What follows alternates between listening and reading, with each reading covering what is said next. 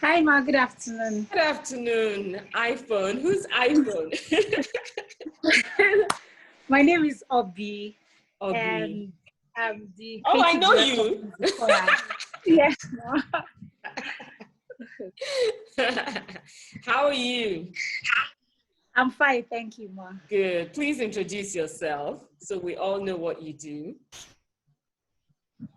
Okay, my name is Obi, and I'm the creative director for Zikora, an Afrocentric ready-to-wear brand made in Nigeria to the world. Nice. So, Well done. thank you. Well done. Well done. Okay. Nice to have you here. Well done for coming on time. Okay, who's next? Who wants to introduce themselves? Eva? Vivian?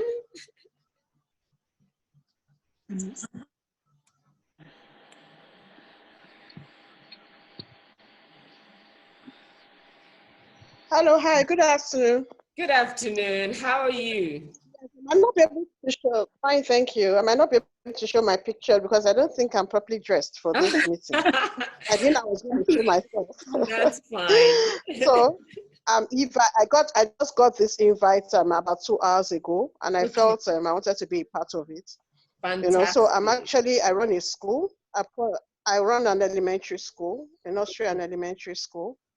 And I just wanted to come and learn, you know, because I think I have issues with managing resources. So I just want to come and learn and see what new thing I can get from this webinar or Zoom meeting. Yeah, thank you.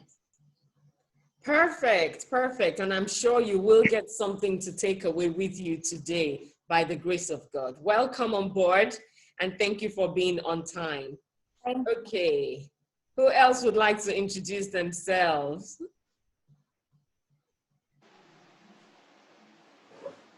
Mervyn? Oreolua? Who would like to go first? Tamara, Missia. Sorry. Is it okay if I call you Tamara?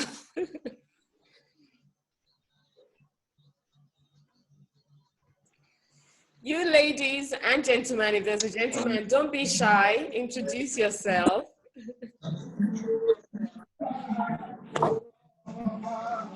Hello.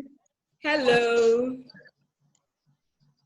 Good afternoon, everyone. My name is Mervyn, and I'm just being curious. I wanted to know what the discussion was about. I want to learn as well, so that's why I'm here. Looking to meet all of you. Perfect, perfect. Thank you for joining us. Blessing, would you like to introduce yourself?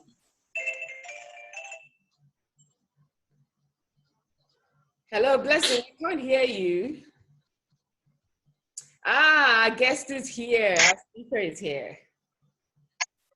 Good afternoon, Mr. Cole.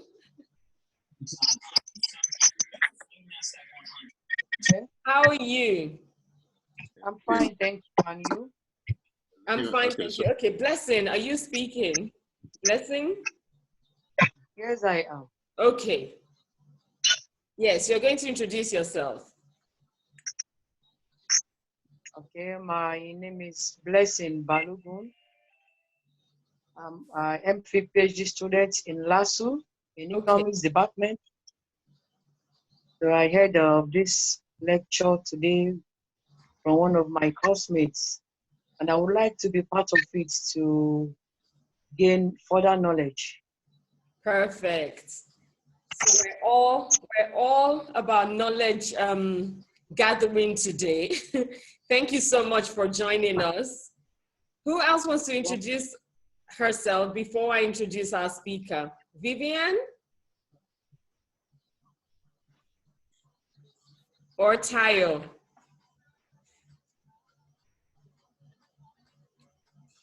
Hello, good afternoon, ladies and gentlemen. My name is Tayo Afolabi, Chief Strategist of a company called World PR Media. I'm here to gather some intel for the small businesses on our platforms. As you know, knowledge is power, so I'm here to sap and tap into that.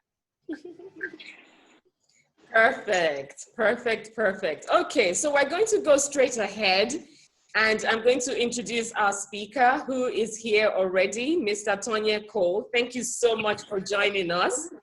And before we go on, so just a brief introduction, well, a brief read on your bio.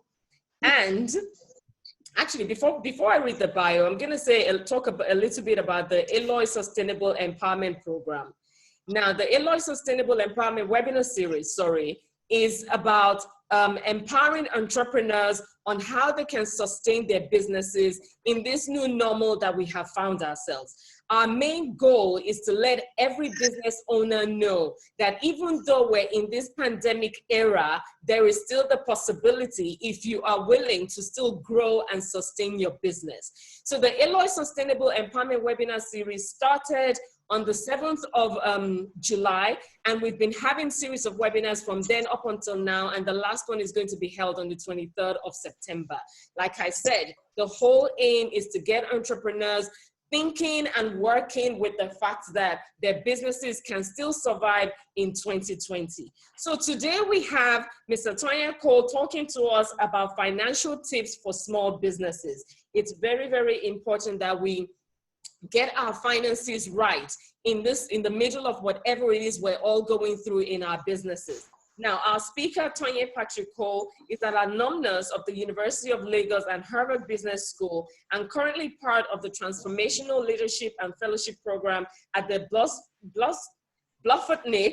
School of Government in Oxford.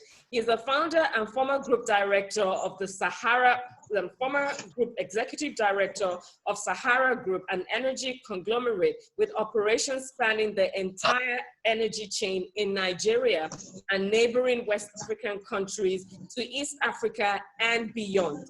The group operates in 38 countries around the world with over 4,000 employees and an annual turnover of $11 billion. So I'm saying that we have the right person in our midst to talk to us about the financials for small businesses and give us tips. He was directly responsible for the building of the group's global expansion and upholding her corporate governance principles, maintaining her status with global institutions like the World Economic Forum, where he was a key member of Pact Against Corruption Initiative. He was a member with the United Nations, where he was a pioneer member of the advisory board of the private sector advisory group for the UNDP, which is the UNDP Sustainable Development Group Fund. Now, in addition to founding and running one of Nigeria's largest energy conglomerates, Mr. Cole also spearheaded and developed work carried out by the Sahara Foundation globally. He continues working to inspire the youth of Africa through charities such as his NGO, the Nehemiah Youth Empowerment Initiative, which aims to influence change in Africa by bringing together young and emerging leaders to develop and implement practical strategies that will produce positive outcomes for millions, and more recently, Behavioral Health Institute that he set up for the study and management of behavioral health issues, especially amongst the Nigerian youth. Now, he works closely with a number of foundations in Nigeria, and in 2018, he decided to make a life-changing decision to pursue a career in politics. Ladies and gentlemen, please welcome Mr. Tonya Patrick Cole. Yay! Yay! So take it away. Welcome! Yay! Welcome, Mr. Cole. Welcome.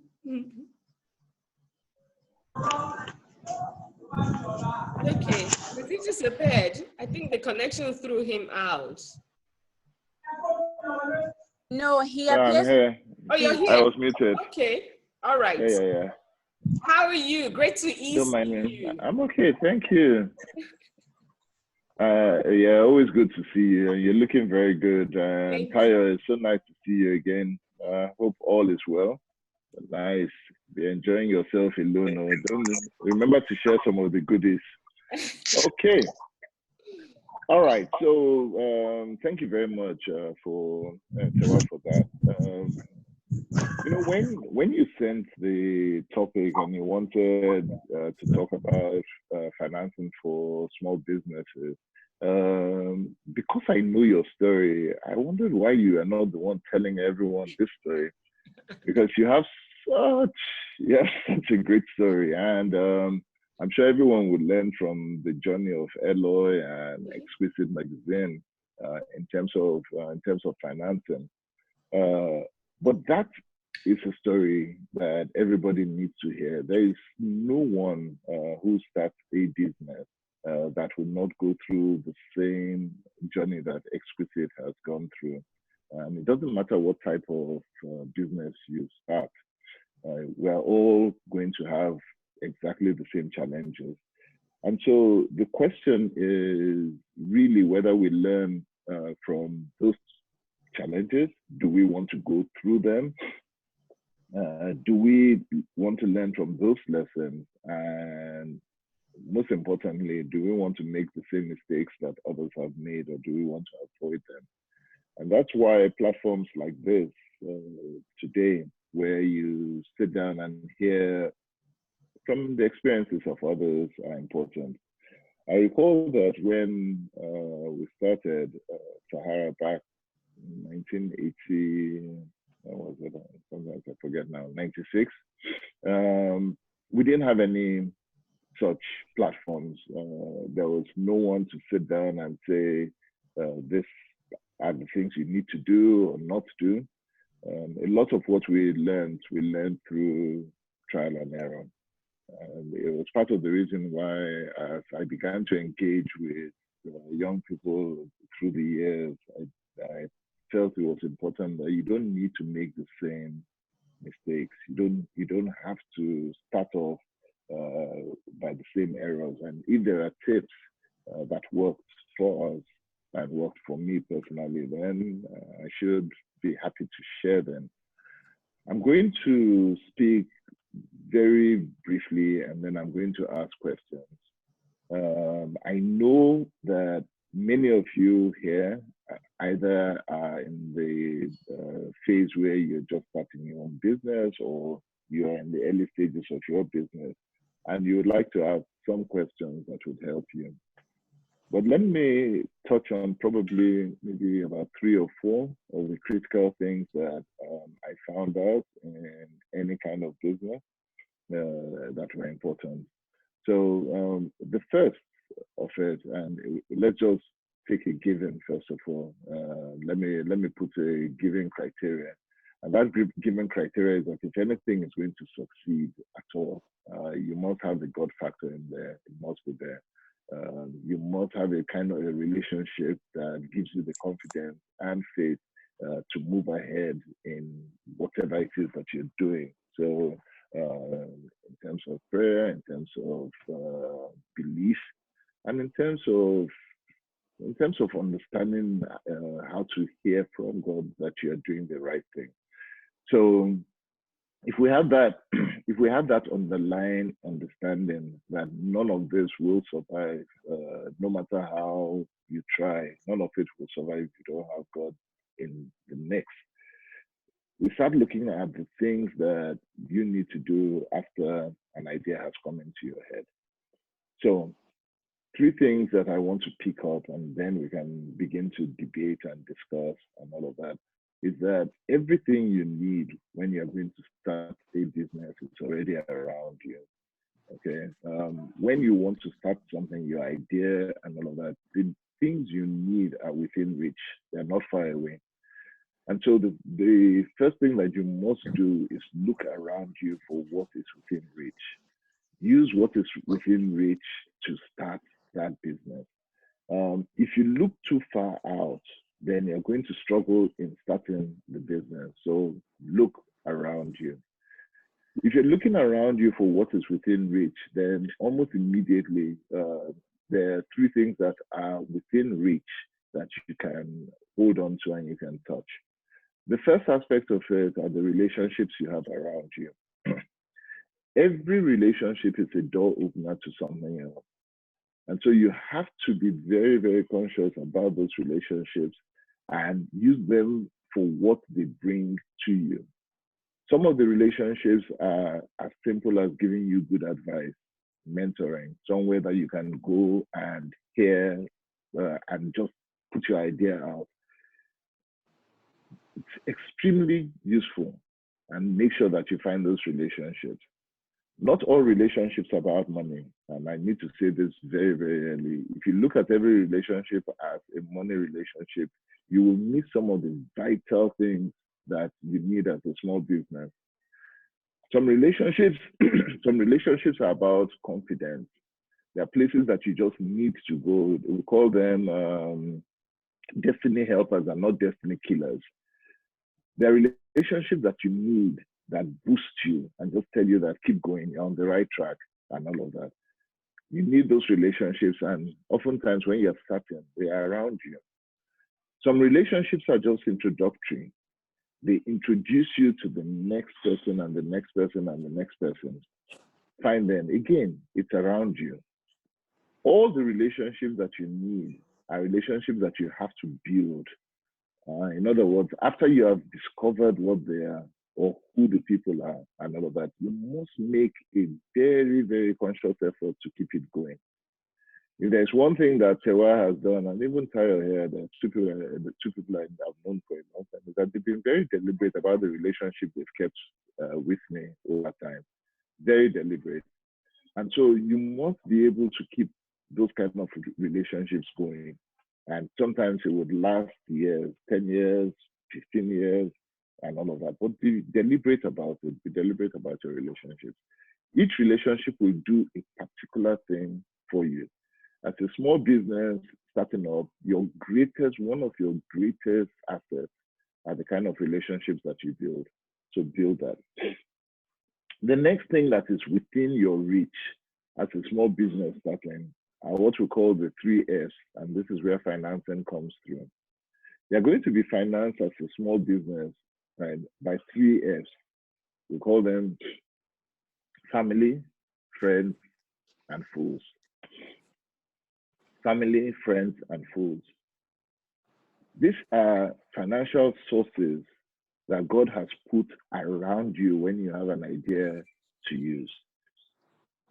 The main challenge of all of this is that because it comes relatively easy at the beginning, which God does that way, so that because it's around you, you need to start.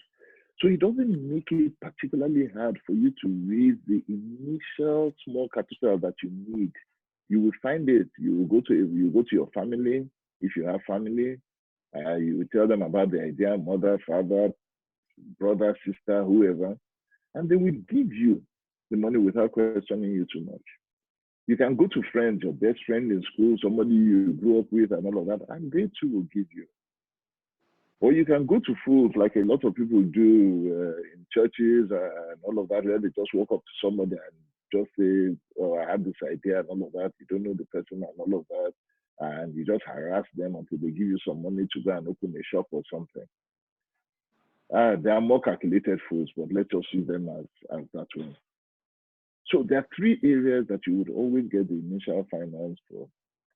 Unfortunately, people believe that because it's so easy, they blow that chance.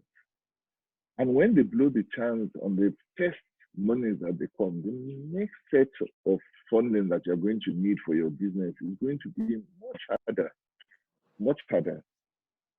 With family, you can probably go back to them 3 times. The first time, they won't query you. The second time, they will ask you a bit more, but it will be harder for you to get. The third time, if they give you, it is through a lot of pain, blood, and tears. But you might just get it. But you cannot go back to your family 3 times, more than 3 times. With friends, best friends, people that you have grown up with and all of that, the maximum you can try is 2.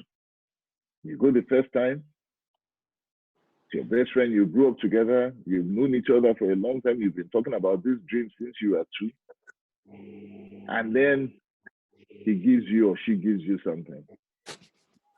And then you use it and you blow it on some fancy car, something that does not work, or even if you put it in the business and the business fails, if you go back to that friend the second time, the friend will dodge you.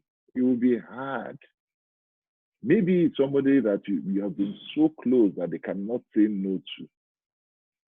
The maximum they will do is give it to you a second time, and then you won't get it again. With fools, it's one chance. The day you get it the first time, you can't go back a second time if you fail. But the truth is that, like I said, everything you need to start is within reach. And so friends, family, and fools are within reach for a small business starting off. And God did it that way so that you can have a leg to stand. Don't abuse it. That's the moral of this. Don't abuse that opportunity. Because the next time you come around to raise money after that first round, it will be with a lot of sweat and more times through your own resources. Okay, so the first one was God. Second one was relationship.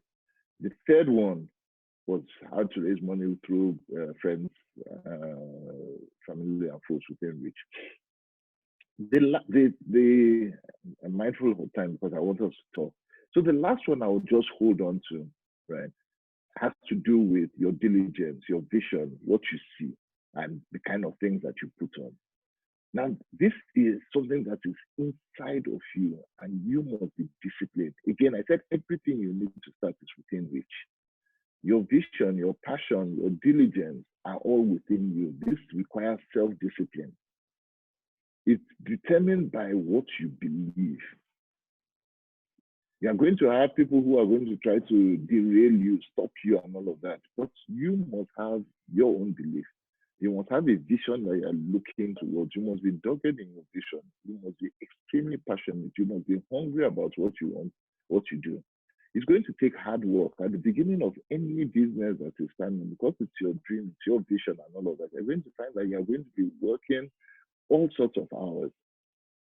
You're going to pull all-nighters as if it's going out of fashion. There are times when you will not sleep. You will pursue everything. You will work hard. At the beginning, it's expected. At the beginning, it is expected from you. That is, all of these are within you. There's no business that starts off that is driven and can grow by anybody who is leaving. It can't happen. It can't happen. So just remember that everything for your business is within reach.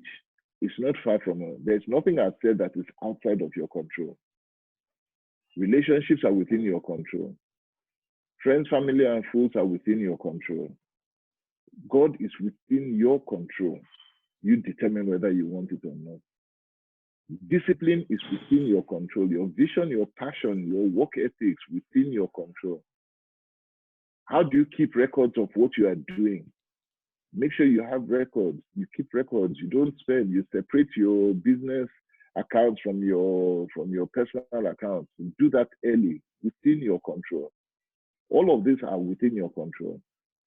And so it's very possible, very, very possible for any small business to succeed if they understand that it's all within their control and they are not afraid of the work. I'm not afraid of the work. Okay? Now, I'll just put one last caveat so that, because you might wonder, so why do some businesses fail? If all of these things are within my control and I've taken everything, what have I done wrong? Why does it fail?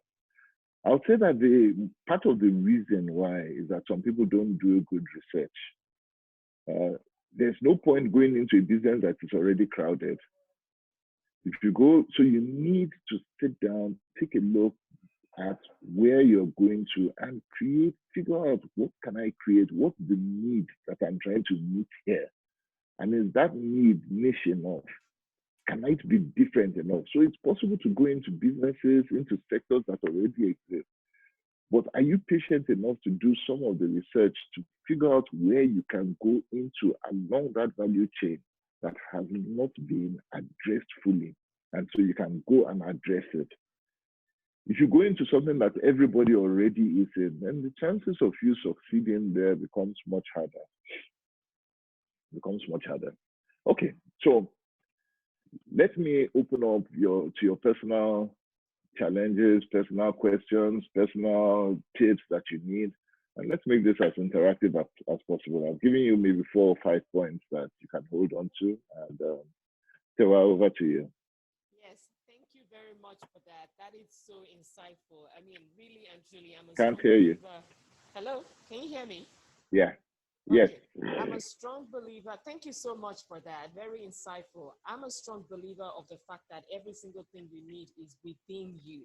But it's just the process of harnessing this power that we have within us to be able to get our businesses right.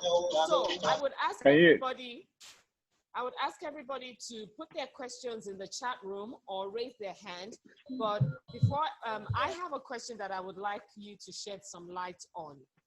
So a lot of us here are small businesses, even though some of us have been in business for so long.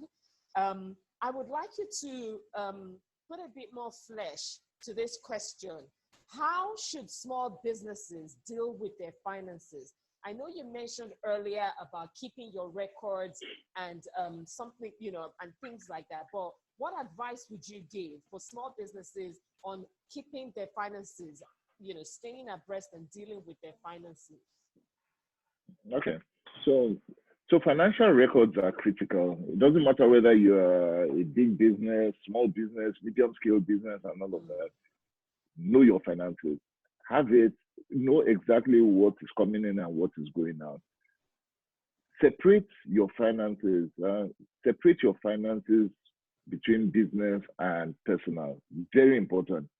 A lot of people mix them, and so they use their business for their family, family for business. Separate it early. Don't use one for the other. So have a separate account and keep your records. They're very easy software that you can get, right? That are accounting softwares and accounting 101 for dummies. Very simple breakdown on how you can keep your finances, but take it seriously. Most businesses run into trouble because they run out of cash. Yeah. And why do they run out of cash? Because they have not figured out when they're spending, especially where you have businesses that make a lot of, that turn around a lot of cash, buying and selling, when especially trading businesses. So there always seems to be money coming in, but because they have not kept a track of exactly which one is inventory, which one is money that you have already spent and all of that, and they just see money in the bank account, they think that they're solvent. And one day, everything just comes crashing down. Keep an eye on your finance. Very, very important. So if you have it's a very easy accounting tool, software, please use it. If you have somebody who you can go to, a friend, when you're starting out small businesses, there are many ways you can do it. You know accountants in school that you were schoolmates with. You have somebody in your family that you can go to once a month. Go and sit down with them and have them look at your account. Have them put it in order if you don't like accounting yourself. But whatever the case, find a way. I said everything you need is around you. You have lawyers around you. You have you have accountants around you. You can find them. There are accountants that they do for multiple people. So you're a small business, and the accountants that deal with small businesses. And so rather than have one accountant for you, they may have about 100, 10, 20, 30 small businesses that they do the accounting for on a daily basis. Find one. Just pull an accountant. Right. Okay. Thank you for that. And Ovo is asking, she said, what about getting finance from financial institutions? What does she mean by getting finance from? Is this loans? Ovo, do you mean is she loans? Talking about? I think so. Or overdraft. Okay. So okay, I think I'm talking about loan. Because at times the money you need might be a lot to start with. Yes. I get you. Okay, so it's always tempting. It's always tempting to run to a financial institution to go and get a loan, but check it out. Most times, the interest that you get to pay, that you are meant to pay back for a loan from a bank or a financial institution, right, it's nothing less than, sometimes by the time you count it, cumulative and all of that, you're looking at 20, 23%, sometimes 25%. If you're a new business and all of that, they can be charging you up to 30% interest in it. And just do a quick calculation. There's hardly any business that I know that can give you that kind of return. None. So already, even before you start, you have already entered into a process where you're already going to lose your business. Because not only have you put down some collateral, you are being asked to make returns on the business that does not exist. So financial institutions and all of that are a challenge to small businesses because of the kind of interest that they charge. So one of the things that you need to do is grow organically. And many times as businesses and entrepreneurs, we have a lot of strong dreams, much bigger dreams than we have financing for. And it's okay. That's good. It's okay to have those dreams. But remember, I also put something there, put discipline in the equation. So you can have the dreams, but be disciplined about it. There's a time for time for financial institutions to come in, but it's not at the beginning of your journey. If you start at the beginning of your journey, you're not going to be able, you won't survive it. You won't survive it. It's way, way, way too hectic. So discipline yourself, handle your matters such that you're ensuring that you're putting back your capital and your earnings back into that business and growing the business up until the point where you're strong enough to have those kind of negotiations with financial institutions for your business. And a time will come. You know, there was a time we used to try to get to banks. So you will get to them, they'll make you all sorts of shakara, this and that. No wonder I just said to myself that, you know what, the time is going to come when we're not going to have to leave our office and they will come looking for you and all of that. And it happened. After a while, they started coming to look for you. They are the ones now offering you great deals, 10%, single digit interest rates and all of that. And it happens. I think in Nigeria, we've done interest rates at 8%, 9%, at a time when nobody else can get that kind of thing. But what are you doing? Now you have the ability to say that if, okay, now we have gone way beyond the small business negotiation ability. But if I can raise money at 5%, if I can raise money at 5-6% internationally and all of that, then what's the point of raising the money here at 20%? It doesn't make sense.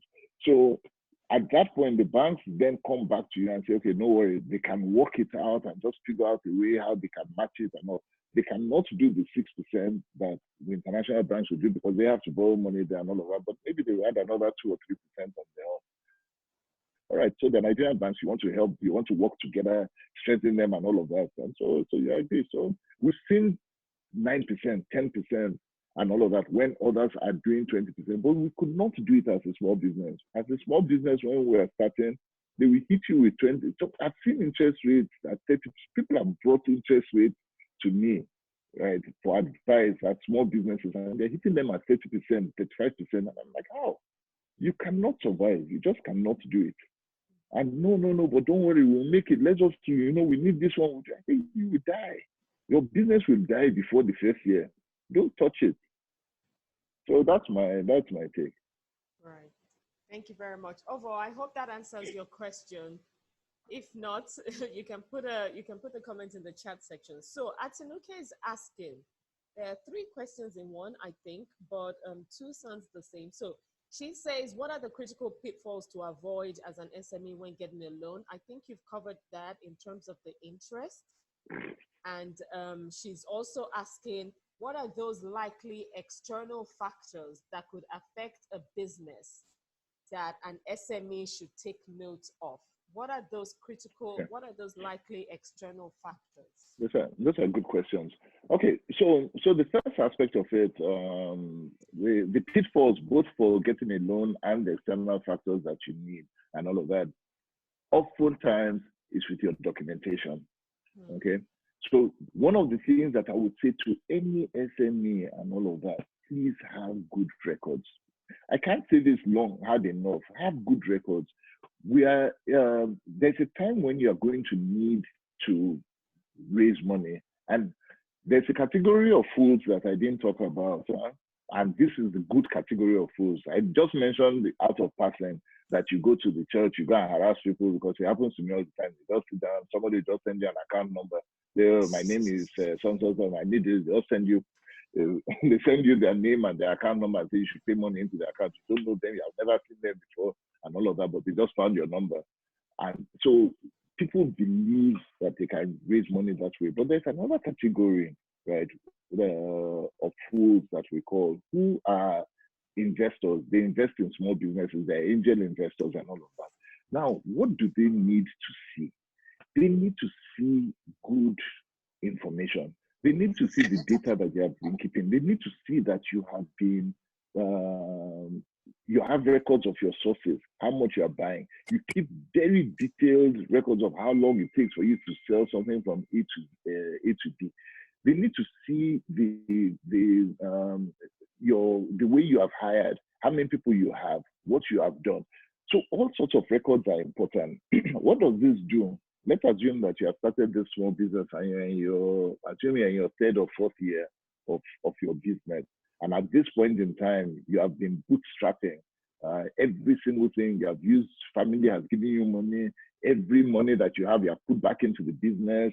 You have chosen not to move into one big house in Lekki. You're still staying in Shangisha or somewhere in one bedroom. You are managing, you're squeezing yourself such that your business will continue.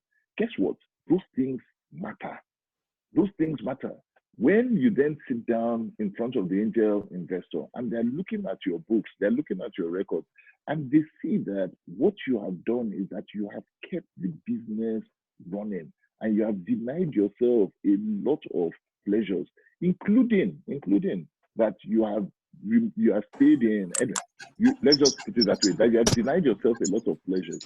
Those things for any external angel investor matter a lot, how you have done it. So to you as a small business, your record keeping is critical. Please keep it well. People want to hear, they want to see beyond your passion. I know people that they have a good talk. They can sit down and they will talk. They can sell, as they say, ice to Eskimos. They can sell fire to the devil. They can speak. But by the time you now sit down and you ask for the records, there's nothing to show for it. So it's not about how well you speak. I know people who cannot sell anything. They don't have a good talk. But when you look at their records, you see everything. So please keep good records, and it would help you externally when you're going out. Okay. Thank you. Eva is asking, what role does a business plan have to play in running a successful business? Should this business plan be updated regularly? If yes, how often? Absolutely. So incidentally, yesterday, or day before yesterday, a lady sent me, she's in a fundraising drive. So she set up a business, small business, that she set up in 2014. In 2014 or 2016, maybe 2016. Yeah. So she set up a business in 2016. And so it's 4 years later, and she's now in that point. She's now in that point when she wants to raise money. So I'm trying to remember, is it 2014 or 2016? Anyway, one of them. So she's at that point where she wants to raise money and all of that. And so I said, send me the deck, send me your plans, let me go through it. Now she did something which was interesting. She sent me the business plan, the original business plan that she drew up for her business in 2014. Okay. Now, I read it was 103 pages. 103 pages of a business plan, right, for what she wanted to do. So she sent me that business plan, which she had written in 2014. Now, and then she sent the pitch deck for what she is doing now, how she has come and where she's gone. Now, I sat and I read about maybe 70 pages, 80 pages of that business plan before the meeting. And I was interested in knowing, what did it show me? It showed me how she started, her train of thoughts, where she wanted, where she began, and where she is now. Now, not all the things match, because she started off with an idea. This is what I want to do, and all of that. And 6 years later, you can take a look at what she has done. You see the progression and all of that. But it shows diligence. It shows that you have been thinking and you have been growing with it.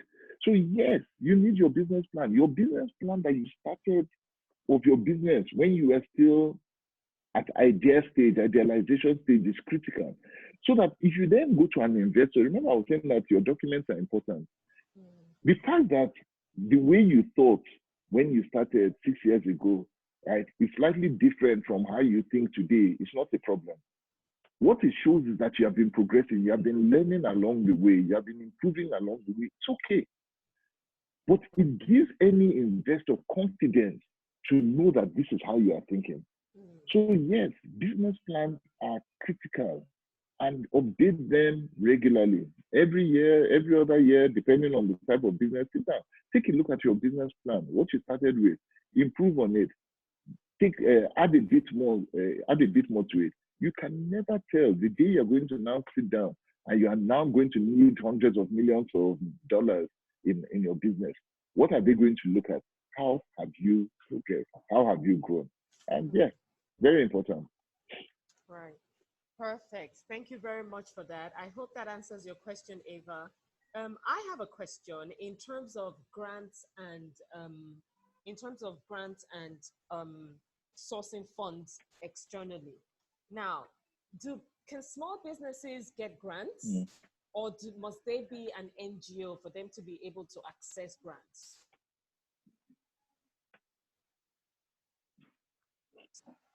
Hello?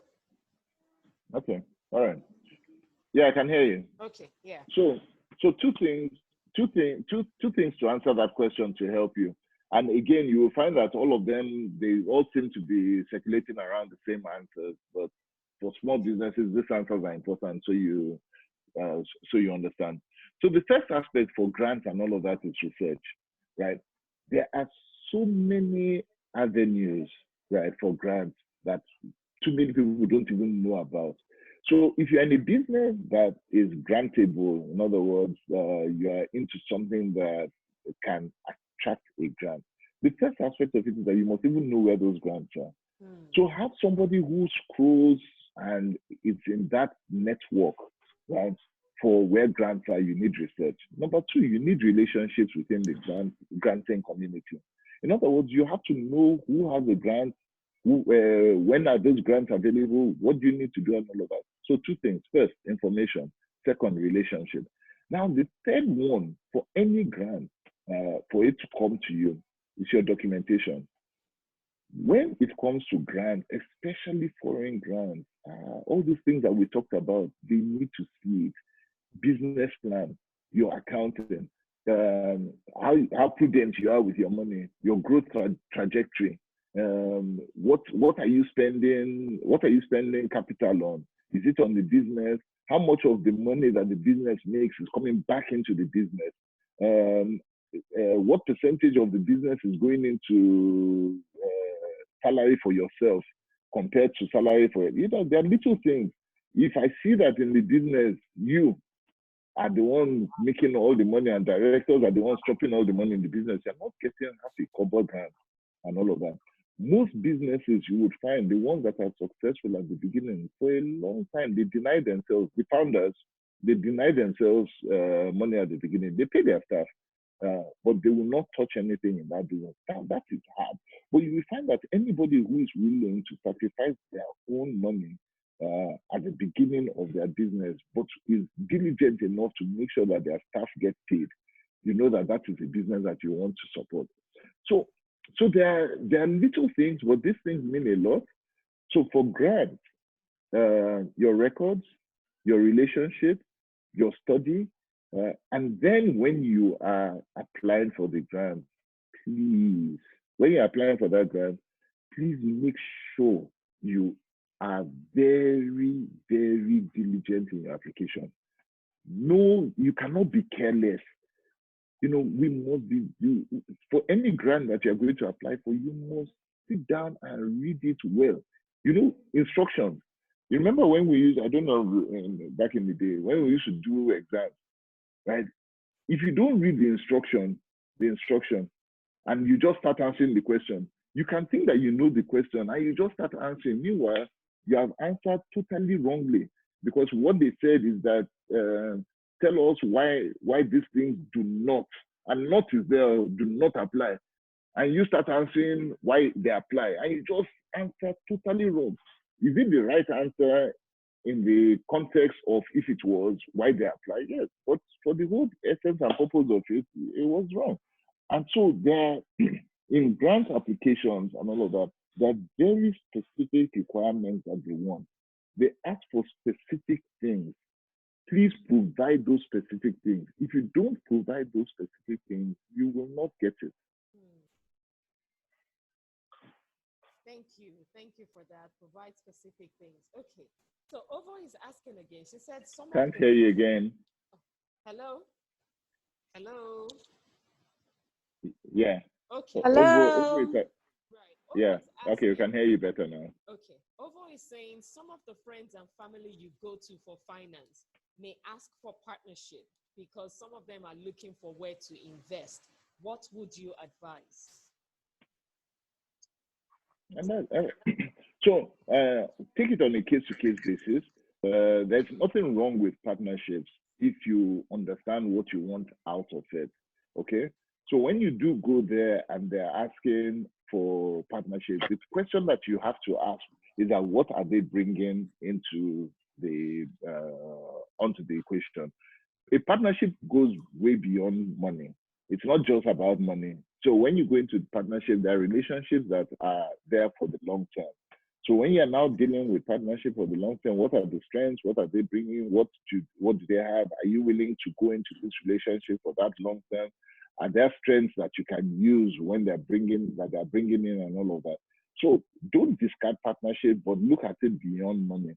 Okay. So if it's just a money relationship that they are asking that you see that they can bring, then there are partnerships that are just about money. There are people who just invest because they have cash. You go to them and they have cash. So what they look for is that they look for businesses that they can invest in and they can make their money. So for such people and all of that, you negotiate a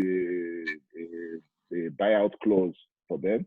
That no problem. We put the business in and there's an exit after 4 years, 3 years, 5 years of the business. Then your financial contribution is paid back and you're paid out so that you move on from the business. So there are different ways of looking at it, but you have to think very carefully, especially when you're going into partnership, that what are you getting out of this partnership outside of just money? Right. Yeah. Fantastic. All right. Thank you. Thank you for that. Okay, so whilst we wait, let me see if there are any more questions. But whilst I'm looking for questions, I want to ask you: Do you think small businesses can make a lot of money? Somebody said this to us. Small businesses make a lot of money. Yeah? Yeah, they can, can't they? Because she's saying that, okay, she's a small business that's just started production and whatever comes in, they're using it to reproduce again. So can small businesses ever become large well, not ever become large corporations where they make a lot of money? Okay. All right. So let me start from an adage that I like to use, which is that every big business that you know today, every multinational global player that you know today started off as a small business. We started off as a small business. Microsoft started off as a small business in Bill Gates' garage or some funny place like that. Facebook started off as a small business inside his student study, its accommodation or something, and all of that, where he puts up something to connect students and all of that. Every business, every major global business that is making stupendous money today started off as a small business. So bear that in mind, that yes, the fact that you're a small business today does not stop you from becoming a global business. The question that you have to ask then is, what need are you satisfying? If you're a small business and you decide that you want to go to Jankara market and start selling gari and tomatoes in the market as a small business, and you want to make millions of naira by picking a stall in Jankara and selling gari and tomato, and you want to make billions out of it, you're not going to get out of being a small business. Neither are you going to make huge amounts of money. So there are categories of small businesses, but what will differentiate one small business from another, right, is what is the niche, what's the solution that business is trying to solve. There are businesses, the other day I came across somebody who brought an investment proposal across to me, and I was taking a look at it. And so during COVID, what they realized is that people were at home a lot and couldn't go anywhere, and so decided that they were going to set up a logistics business to deliver groceries and deliver food and all of that. Now, prior to COVID, food delivery and all was not something that was taking off big time. But all of a sudden, there was a need that needed to be met. And so they now started putting that need together. Now, because it's a need that should be met and is built, and you have to then build software over it, maybe you start with what Uber has and you start growing it, you know that that's an industry that can begin to grow. You enhance technology and you begin to grow it. Can that business become a global business within time? I won't say overnight. Yeah, it can easily. Logistics is something that has grown a lot. And so, yes, you can. So it depends on the niche business that you're looking at and what can you solve. So my suggestion is that when you take a look at the business, think about it and say that, is it a niche business? Are there things that you are seeing that others are not seeing in this business? And if there are things that you are seeing that others are not seeing, then please take it hard. Others will try and copy you once you started it, but don't worry about copying. If they're copying you, it means that you're on the right track. It means that you're doing something right. So just push and stay ahead of them. Thank you very much for that. Push and stay ahead for that. To the people that are just joining in, if you have any question, please raise your hand or put it in the chat section. But I'm gonna ask this question. So in order not to take too much time, would you like to share with us some top tips for business owners during this period? Top tips for business owners during this COVID period, because a lot of people are during COVID. Yeah, a lot of people are running helter-skelter, confused. Some are saying 2020 is cancelled. I don't believe that. Some are relaxing and saying, okay, we'll take over, we'll continue next year. But can you please, give us some top tips for all the business owners during this new normal that we have found ourselves? Okay, so good point. So the first aspect of it coming into COVID was what the mindset. What was your mindset, right? So if you had the mindset that if you have the mindset that you're in trouble and all of that, then you will be in trouble. So the first thing is that you must have the right mindset, and it's not too late to change your mindset. So as we were going into COVID, I for one decided that that whole period of COVID was something that we had not seen before. And because we hadn't seen that kind of thing before, it meant that we were going to have to find solutions that nobody has seen before. No one has answers. So let's choose things that are different. So you must have a different kind of mindset. So first and foremost, just have the right mindset. Now you see that a lot of people are afraid. They're coming out of COVID. People are still confused. They don't know what to do and all of that. So you come out what's that saying? In the country of the blind, the one-eyed man is king, right? King. So you choose to be the one-eyed man in this place. If everybody is afraid, choose.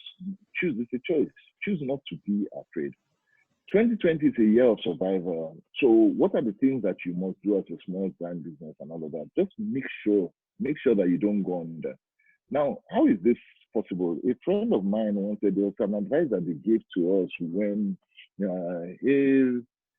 one of the very first Nigerian players in the oil and gas was in London and all of that. He used to come to Nigeria, nice guy and all of that. And one day he looked at me and said to me, whatever you do in this business, the secret of the business, whatever you do, right, make sure you always have your foot inside. There are ups and downs.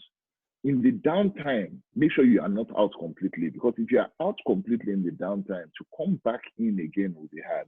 So just stay in there. It might mean that you shave off a lot of things, a lot of the fat. You become very, very lean, but always stay relevant in there. Just keep your foot in there. Now, for those who are in businesses that are needed, service industries and all of that, those businesses that are needed, but it's difficult at this point in time. That's my advice. Just make sure you stay. Don't die. Just stay. It means that you might have to cut down a lot of things, but COVID has helped cut down things. So if you used to be the one that travels a lot and your business required traveling a lot and all of that, today you're doing Zoom and all. So just leverage on those technologies that allows you to keep your relationships going. I advised a lot of people during the lockdown, it's late now, but during the lockdown, that build your relationships, go through your list, right? And call the people who are important to you in your business during the lockdown. Just reach them. You're not asking about business, but you're just finding out how are they doing. You know, it's lockdown, you're greeting them and all of that, but have your list. And the people who mean a lot to you and your business, stay in touch with them. It's very important. For 2020, the rest of 2020, that still applies. Stay in touch with the ones who are relevant to your business. Just stay in touch with them. It does not mean that they're going to give you money or give you a contract, but guess what? When the time starts, when the curve starts to move again and business starts to come, they will remember the ones who were in touch with them. So remain in contact. Be very deliberate about your relationships. Remain in contact with them. Now, another thing that is totally off is that businesses are not going to survive. So some areas of business, by virtue of COVID and by virtue of the changes that we are seeing, are no longer relevant to they're no longer relevant to the world. They become like BlackBerry. Okay, so it's for you to understand, look at your business critically, and decide whether it's time for you to pivot into something else. And guess what? It's okay. It might be frightening, but it's okay. It's better that you look and you say that, you know what, from all indications, this business is not going to survive again. So let me now pivot into something else that can survive. So pivot. Take a look at COVID should have given you a good lesson as to the type of businesses that are resilient. Okay, so look at the areas of resilience in this whole business and figure out that in this area of resilience, what are the things that I can plug into? Areas of resilience, health, areas of resilience, education, areas of resilience, logistics. the areas of agriculture, these were areas and data, information, technology. These are areas that became very resilient through COVID. So the question that you then have to ask yourself is that where along this value chain, if I need to pivot, can I pivot into? Okay, and you will be surprised that there are areas that you can. You don't have to be a farmer, right, to be within the agricultural value chain. You just have to find where in that value chain you can plug into. You don't need to be a doctor to be in the health value chain. Just figure out where in that value chain you must plug into. You don't have to be a teacher to be in the education value chain. Figure out where in that value chain you must be. So that's really the question. Take a look at your business in 2020. Be honest about it. Look at whether the industry you are in has a chance for survival. And if it doesn't, look at your skills and say, what is transferable about the skills, and move. So that's the other area. You can pivot. You can start in a totally different industry, or you just keep your foot in, keep your head down, and get through 2020. And when the business starts picking up again, you pick up. So help us God. Thank you so much for that. Linda is asking, she said that she's an African food expert. Sorry, Faith has her hand up. I don't know if you're seeing that. Her hand has been up for quite a while. Faith? Yes, thank you so very much. Sorry, Faith. That's okay. I think you sort of answered it, but the question I was going to ask is, how do you know when it's time to move on from a business? So, I mean, it's not usually when you start making a loss that you need to give up, but then when do you say to yourself, okay, this is it, I need to look somewhere else, or do you just never give up? Okay. So I don't think it's about giving up. I think it's about knowing when to move. So there are two different mindsets that you have to have. So remember, I said that you will be copied in your business. So every business, when you start off as a niche, the profit margin is something like this. It's high, right? And as people start coming into that business, it starts coming down. It becomes tighter and tighter. And at some point, right, it's going to be very, very tight for you to make any kind of money there. So, so at that point in time, you should be the kind that looks for the next business idea, and then you start off with that. And so that's the curve for any business is like this. It starts from the top and it starts going down. From the day you come up with this new business that nobody else has seen, right? You're going to be able to charge whatever you like to an extent, okay? So, but from that day, be certain that the curve is downwards. Just be certain. That curve starts heading downwards. Why? Because people are going to see it, they're going to copy it, they're going to come in, they're going to begin to squeeze your margins. Now, as they squeeze your margins, if you are stubborn and you say, I'm going to stay, you will die. So one of the things that you need to do is that as they're squeezing your margin, from that day, you are looking for the next thing to do. How can you expand? How can you pivot? How can you do other businesses that are like that business moving forward? How can you build on the foundation that you started such that you go and move on? So it then becomes very possible that the initial business you started, even though the margins have now become thin, just becomes a brand base for you. In other words, that's what people know you for. And I'll give you an example. Amazon. If I remember right, Amazon started as a book shop. Okay, just selling books and all. Yeah, online book. So that's the base with which Amazon started. Is Amazon still selling books today? Absolutely. They're still selling books. But the money that Amazon is making today is not from books alone. I'm sure that if you look at the calculation of what books are doing for Amazon, it will be a tiny slice of income that is coming through. And so just remember that in your business, that if you don't put building blocks on what you have started, then you are going to die. So the question, when do you need to do that? Almost immediately, as soon as you started and all of that, and competition starts coming into that business, just know that it's just a matter of time before that business becomes it becomes too hard for you to survive. Extinct is not the right word, because you can keep some businesses running for years, even though they're not making money. But like, again, if I use the Amazon example, they still continue selling books. But if that is all they were doing today, right, they'll be dead. But because it's not all they were doing, they're not dead. But let me come close to home, and I'll use Sahara for as an example, right? The initial business that we started off doing, right, was export of fuel oil. That's the initial business, export of fuel oil, right? Now, for export of fuel oil to, that's the first business, that's what we started.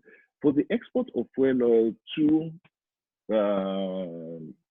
to happen, the refineries in Nigeria needed to work, okay? So at the time we started business, our refineries in Port Harcourt and Warri were working. Fuel oil was, excuse me, fuel oil is a product, a byproduct of refined crude. So once you have refined the crude, then the waste byproduct of that refined crude is fuel oil, and you need to evacuate it. And so there was a market of export of fuel oil. All right, now let us assume that that's all we did. We didn't change, we just stayed on fuel oil and all. Please, for those of you, I know that this is an international base. I see some people that are in London and abroad. Yeah. For those of you that are in Nigeria, I know we're all Nigerians. Please, when was the last time that your refinery worked? So if we stayed on fuel oil alone as a business, then the last time that your refinery worked in Nigeria, it's probably about 15. Obasanjo was 2000. He tried to sell it in 2000. So I think it was around 2004 or so. So the last 16 years, your refineries have not worked. In the last 16 years, they have not exported anything like fuel oil, which means that we would have been dead a long time ago. A long time ago. So just bear that in mind, that you need to always build on what you started, because there's always a possibility that the thing you started with, competition or external factors can kill it. So do the next thing. So always be ready to pivot, always be ready to build on it. Yeah, I say innovate, innovate or die. Innovate. Yeah. Okay, so Linda is asking, thank you so much for that. Linda is asking, I'm an African food export entrepreneur. My major challenge is usually sourcing for customers abroad. Okay. So how can she do it? Yeah. Okay. So so Linda, no, that's fine. That's fine. Linda, so many years ago, I used to go to, I had family in Philadelphia, and so way back 20 odd years ago, so I used to go to Philadelphia a lot, get there, and then we'll go to the African section there, and we used to hunger for African food, Nigerian food, for those who are abroad. So was there a market back then for Nigerian food, African food, things like that? There was a massive one. So they used to find a way when we are going, even till today, if you are going abroad, they will tell you, bring my children used to do it. I think they will still do it. When we are going, carry Indomie, pack it and send it to London. Your suitcase will be full of Indomie. The other day, there was some woman that was traveling abroad.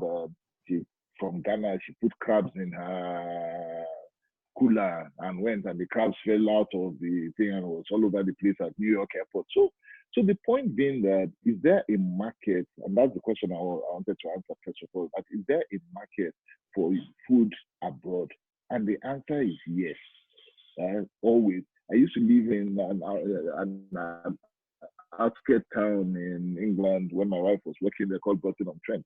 And I used to crave for plantain. And the plantain that we used to find there in a Pakistani shop there was brought from some funny Caribbean island. And by the time you fry it, it's nothing like your Nigerian plantain at all.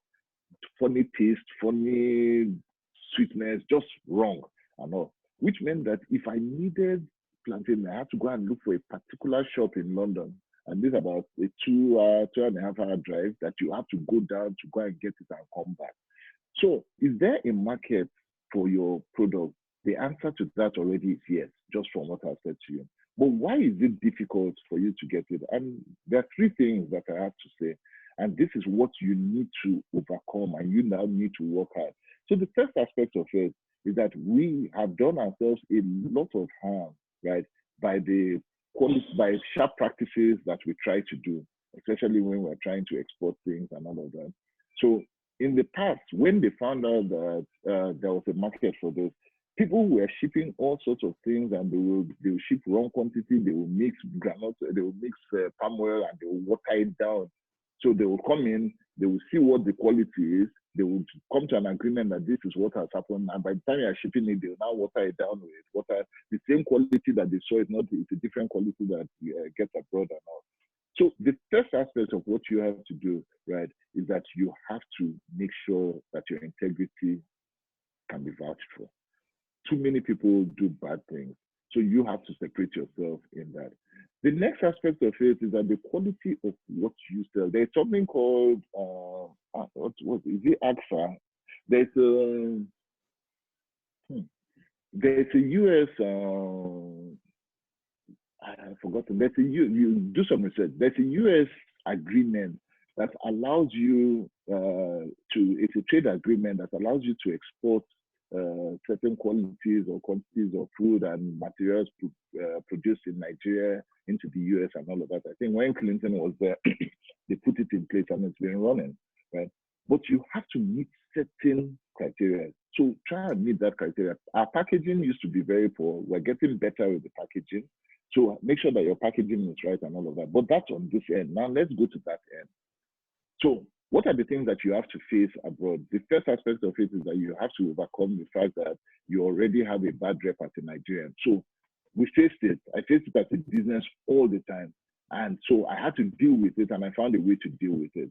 And the best way that you deal with it, first and foremost, is that you must have your own integrity. You must know who you are, and you must choose never to compromise, never to compromise. So that's the first aspect of it. Second are relationships. Now, you need to build relationships there. What you need, why I started off with family and all, was that the shop that we used to go to and all of that were relationships that my cousins in Philadelphia had with shop owners in that area. And they always used to ask them that if you know anybody who can bring this, we need ABC. So if you can find people who can bring this, bring it to us. So you need relationships with off-takers there, and you have to develop that. The third aspect of it is that you need to build relationships with the authorities there. In Nigeria, when you are going to do anything here in Nigeria, right, you know that you have to build your relationships with customs, with agents, all sorts of things, because if you don't, they're going to give you wahala. So you know that you must do that. But somehow we think that we don't have to build those same kind of relationships abroad, and that's where we fail. You need to build those relationships abroad. So in my time of doing businesses abroad, I needed to build relationships with people in the House of Commons, in the House of Lords, in England. I needed to build relationships with government officials in different countries. Those who were in charge of making sure that your businesses were properly registered and all of that in Singapore, in Dubai. We kept relationships with them. But a lot of times we kind of forget that, oh, because you're abroad, you don't need to know anybody in those areas. Foul. You do. There's something that they call it's not Nigerians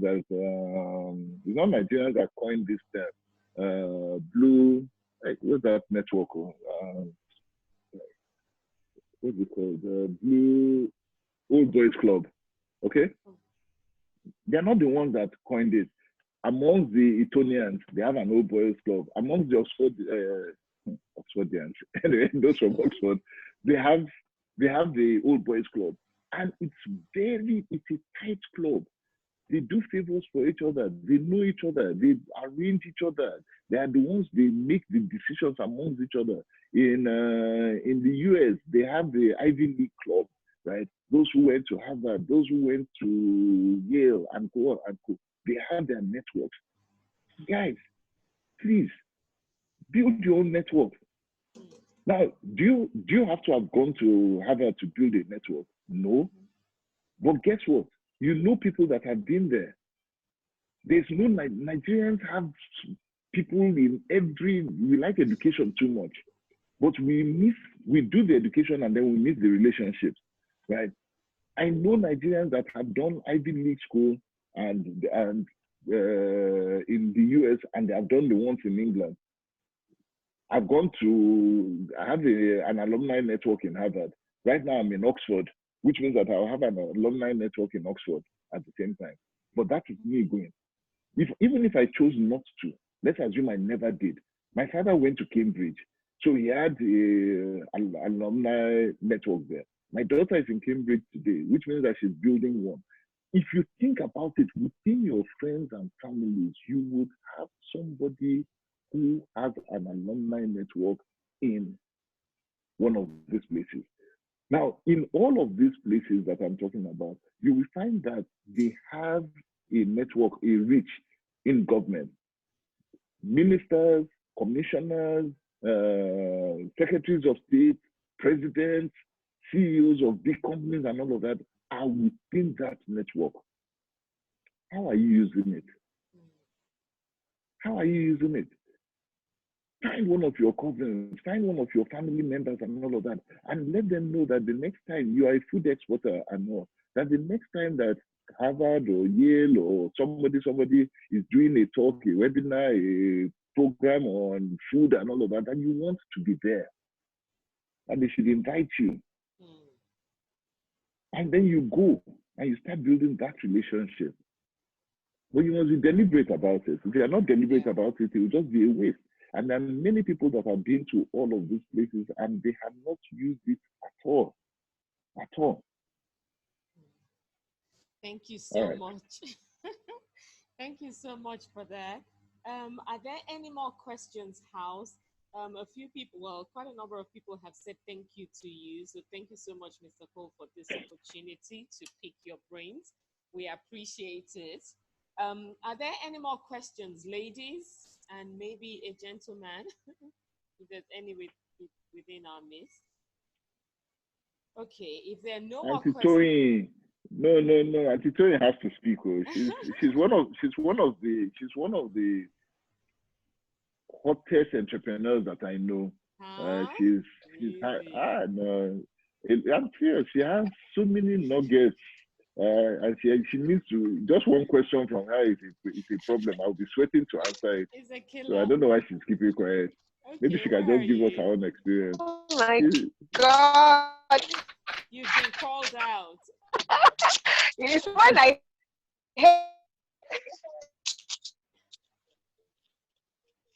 Hello.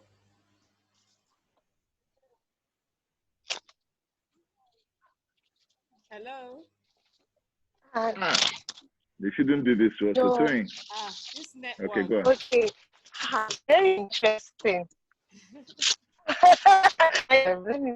My twin, and I run the incineration. Hello, can you hear? Yes, we can, although it's breaking. It's shaky. Yeah. Can you hear me? Yes, now we Hello? can. Yes, now we can. She's gone off. Uh-oh. Network. Aye. Okay. Toyin needs to come back and tell us something. When she comes back in. Okay. So I hope that answers your question, Linda. And whilst we're waiting for Toyin to get back on, I'll just do a very quick run through.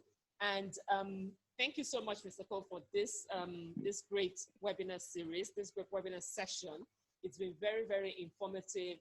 And so to everyone, the few big things that were spoken about today is number one, relationships. So we might think that because we're in business, we need to go far and wide to be able to attain whatever goals we have set for ourselves. But really and truly, everything is within our reach. So the big thing that was said today is about building your relationship and using them as well. So not building them for the fun of it, but using them and keeping in touch. So building relationships, I'm definitely sure, is about, it's a give and take, not necessarily about money, but being able to add value to one another's lives or businesses or whatever it is you're doing. So he's spoken about building relationships to be able to leverage and grow and sustain your business to the level that you would want it to be. He made mentions of the 3 F's when you're raising finance for your company: family, friends. I thought the last one was fools, but it's fools, yeah? Fools, F-O-O-L. F-O-O-L, yeah, it's fools. So he said family, friends, and fools. And I suppose fools are the people that you see around that might take interest in your business. It could be, maybe your work colleague, people at church, people you feel comfortable speaking to about some of the things you do. Family is a no-brainer. That is like the first point everybody should go to when they're starting out their businesses or when the business is in trouble. Family, friends as well. And he made mention of the fact that there are limited number of times you can, speak to all these different classes of people, but you need to make sure that your business is able to scale up. So you're able to, if it's an investment, if it's a partnership, whatever it is, you're able to have a return on investment.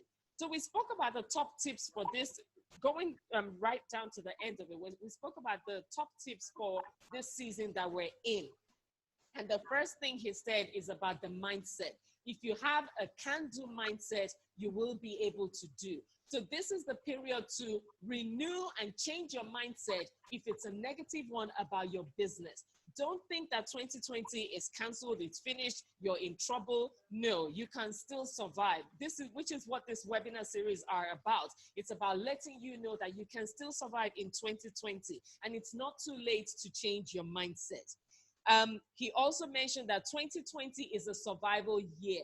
If you can survive 2020, you can survive anything. So help us God. And you must make sure that you are not out during the downtime. So make sure that your business stays relevant and you're relevant. You innovate so not to stay stagnant, and pivot as well. There are different things that different companies can do to scale their businesses in this new era that we found ourselves. And not only even in this new era, going forward. Exquisite Magazine started as a print media. As we saw the inflow of technology and digital media, we had to change our direction, re-strategize and refocus. So you should be thinking about re-strategizing and refocusing your business to be able to attain the financial goal that you've set for yourself in 2020. He said that you should get into your business and you should be resilient and figure out where the value chain is in your business and pivot towards that. He said, build on your business relationships, innovate is one of the big things I want everyone to take away from today. And whatever business you're in, you are able to turn it into the big business that you want it to be. A small business today will not stay a small business forever. So I want everybody to think bigger in terms of their businesses. Yes, you're small now, but eventually you will grow to be the big group of company that you envision your company to be. So I'm very, very thankful for this opportunity. Thank you once again, Mr. Tonya Cole. We appreciate you. If there are any last words you would like to tell the ladies, we would love to hear it. My biggest cheerleader. Okay, so, well, first of all, to you, Tara, you've been an amazing mentor. And every time I watch you and I see what you have been through, I won't talk about the tears right now, but but I know that the journey has not been easy. But everything that I said today are lessons that you have taken on, and it has paid off for you. So I'm glad and I'm so proud of you. I'm proud of where you have come from. I'm proud of what you continue to do. But most importantly, I'm proud of what you mean to women. The battle and fight that you have spent the years just encouraging women to be all that they were created to be. And I have seen at different awards, ELOY awards and all of that, how you painstakingly look for them and find them and reward them and recognize them for the amazing things that they're doing. And so keep that up. It's a major thing. I know that it's not been cheap for you. It's not been easy. And I know that many times you are in the red when you do all of those things. But somehow God has continued to make sure that you find a way. And it's a big way. It's a price you are paying for the future. The seed you are sowing. So just keep it going. It's good. You're welcome. To all the ladies here, I don't know most, I know some of you, but I don't know most of you. But what I'm sure about is that the fact that you are all here means that you are people who have big dreams. And it means that you are people who believe. You believe in what you can become tomorrow. And you're not those who would give up easily.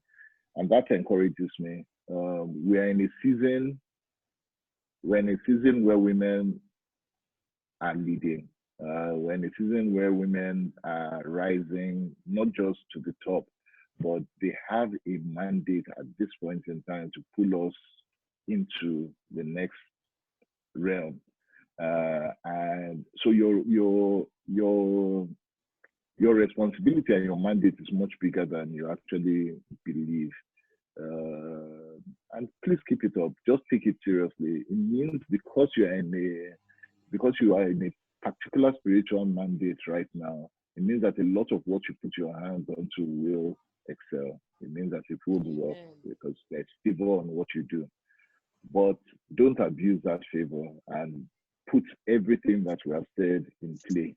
If you put those things in play, those are the principles. Those are just guiding principles. Put those guiding principles in play, and then grace and favor will come bang on those ones and push you into the next round. So just do that. I believe a lot in women. I believe in what women are capable of doing. I've seen some amazing women in my life, and I'm looking forward to hearing much more from all of you. So that keeps me informed. So I'm sure she'll say, guess what? Linda that you spoke to, you remember Linda? She was on the show that day. Look at what Linda has become. I said, wow, are you serious? And then she'll come and tell me some story about Olushola Williams one day, and I'm like, oh, who's Olushola Williams? I don't remember. Do you remember that talk? She was there. She was the one that did this. I said, oh, okay, interesting. So I want to hear the story. Thank you so much. Uncle Tanya, sorry, I'm so sorry. You're here. You're back. Yes, I'm so sorry. But you know, there's a lot to talk about. I believe in women empowering women, you know, because as a young lady, as a young girl, I saw my mother empower other women. She was just selling fabrics in her house. She had the one room that her husband gave her. But you know, I saw that business grow. And you know, she would empower our children's teachers, my brother's teachers, you know. She would say, yeah, go and start selling jewelry. You go and start selling fabrics, you know. But you know what I just want to say? I'll just say one last thing. I spoke somewhere last week and I spoke on emotional intelligence, you know, and I'll just tell a story, you know, emotional intelligence in trying to connect with our customers, you know, because everything is about your customer base.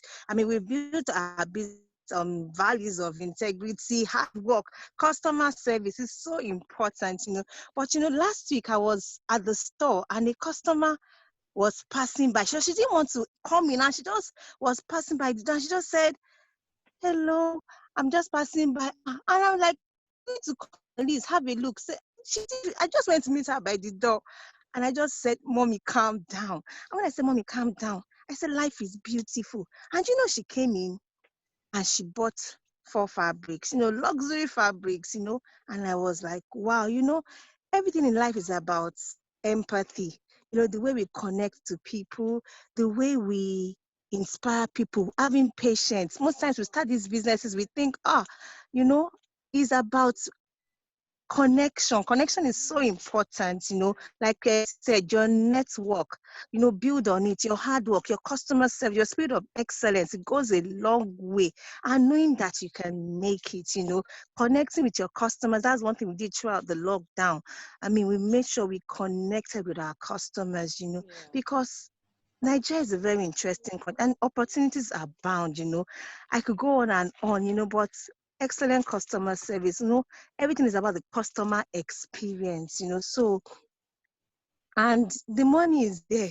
I just want us to know that the money is there, we just need to be prudent and apply everything that has been said here, apply everything and it will work, because these are the things is said are what we too we did, it might not be written in stones, but everything I can relate to it, and I look forward to seeing everybody, hearing their success stories, and God will help us all.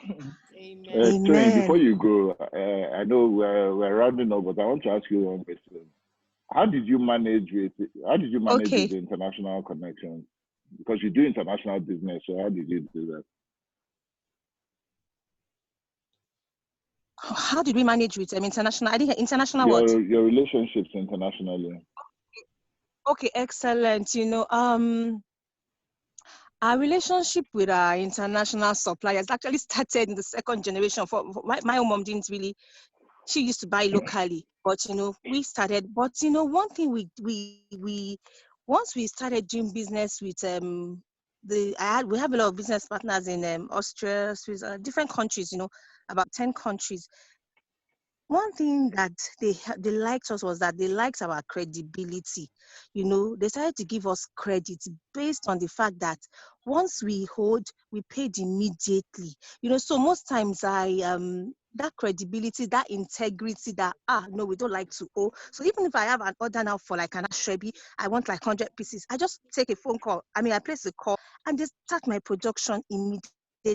All our suppliers will become their best friends because they know that we pay immediately. We've then of course there's something that really helped us with our suppliers again is the negotiation skills. So that even at the time when dollar had gone up, dollar was at its highest peak. We never stopped doing business with them. But one thing was we needed them to empathize with us. They saw that we didn't want to stop, so they were able to get discounts. We were able to, they saw us as a business that had a future, and that we were ready to do business there. So they we have such a good relationship with all our suppliers, such a good relationship based on those. In fact, I remember once my partners from Austria, they sent a company to come and do our credit rating, So once you can, you know that you give your word. Once I say I will pay, I will pay. They will go all the way. They go all the lengths. They will do anything for us. So that's how we've managed. We've kept our relationship with them. Even the ones that my mother did business with, we've kept our relationship with them, and we connected very, very, very good. It's all about relationship, and of course we pay as at when due. Right. Okay. Thank you very much. All right. So that's good. So thank you, Tony, for a very practical example of all the plenty things I was talking about. So you were able to put it in. Thank you so much. I'll still come and have my own personal session. You don't worry, you're welcome anytime. Thank you so much. Okay. All right. Thank you so much for sharing. And it just goes to show that, building relationships, connecting with your customers and your suppliers is definitely key to succeeding in the business. So thank you so much to our speaker. Oh, yeah.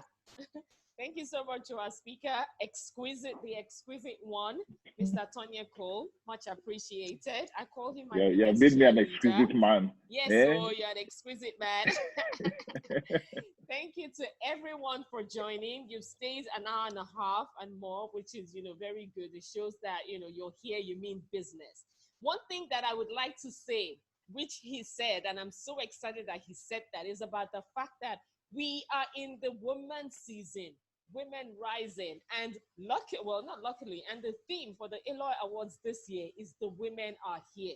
So it's not that the future is woman, now is woman, the woman is here. He said that we're in a spiritual realm where favor is upon us. So let's all utilize the spiritual moment, use that as a force to drive our businesses and make it a success.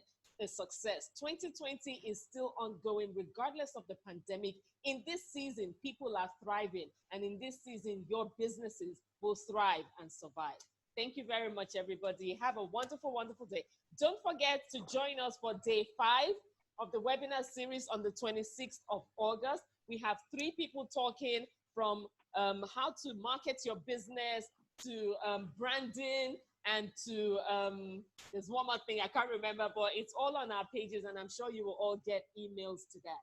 So thank you, everybody. Have a wonderful, wonderful evening. Bye. Thank you so much. Bye-bye. God bless you.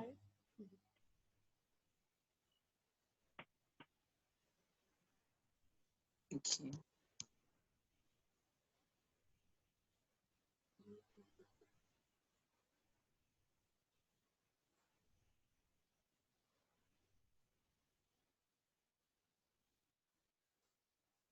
Okay, I'm still here answering some chats.